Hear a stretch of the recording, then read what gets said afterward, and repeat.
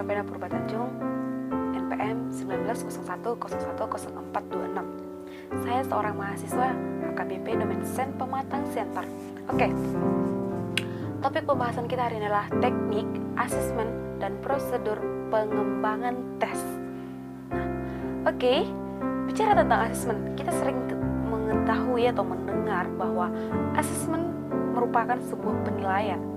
Nah, secara detailnya, asesmen merupakan rangkaian kegiatan untuk memperoleh, menganalisis, dan mentafsirkan data tentang proses dan hasil belajar peserta didik yang dilakukan secara sistematis dan berkesinambungan, sehingga menjadi informasi yang bermakna dalam pengambilan keputusan.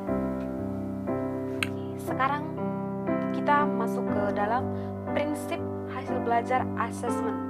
Prinsip hasil belajar asesmen ada beberapa. Yang pertama yaitu sahih, yang kedua objektif, yang ketiga adil, yang keempat terpadu, yang kelima terbuka, yang keenam menyeluruh dan berkesinambungan, yang ketujuh sistematis, yang kedelapan menggunakan acuan kriteria yang akuntabel.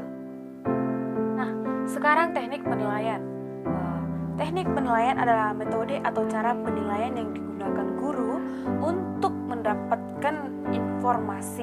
Nah, teknik penilaian yang memungkinkan dan dapat dengan mudah digunakan guru yaitu pertama, tes.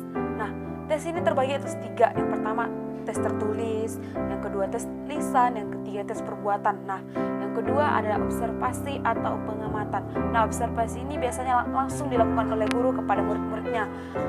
Ia akan mengamatinya dengan sendiri saat proses pembelajaran. Nah, yang ketiga adalah wawancara.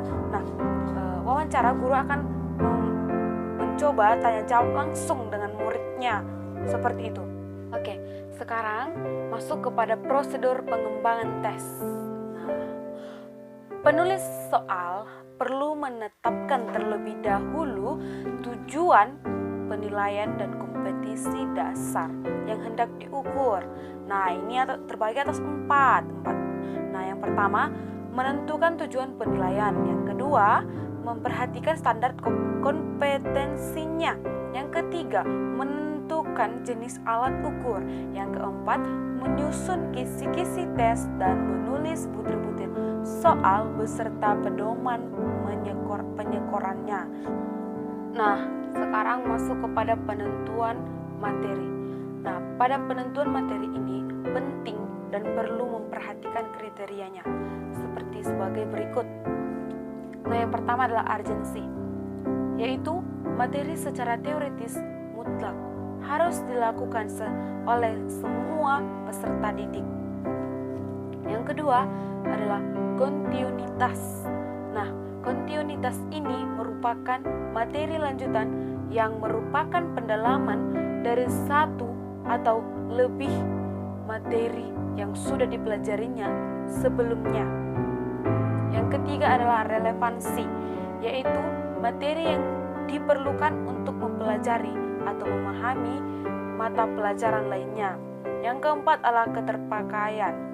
Nah, keterpakaian ini merupakan materi yang memiliki nilai terapan tinggi dalam kehidupan sehari-hari. Nah, sekarang kita sudah mengetahui tentang asesmen dan tekniknya. Nah, jadi semua ini dilakukan seorang guru PGSD untuk mengobservasi dan agar mereka mengetahui bagaimana peserta didiknya di sekolah, ataukah harus lebih diayomi atau bagaimana, seperti itu. Oke guys, sekian sedikit dari resume materi asesmen dan tekniknya dalam IPA. Jika ada kekurangan mohon maaf. Sebesar-besarnya sekian dari saya. Terima kasih.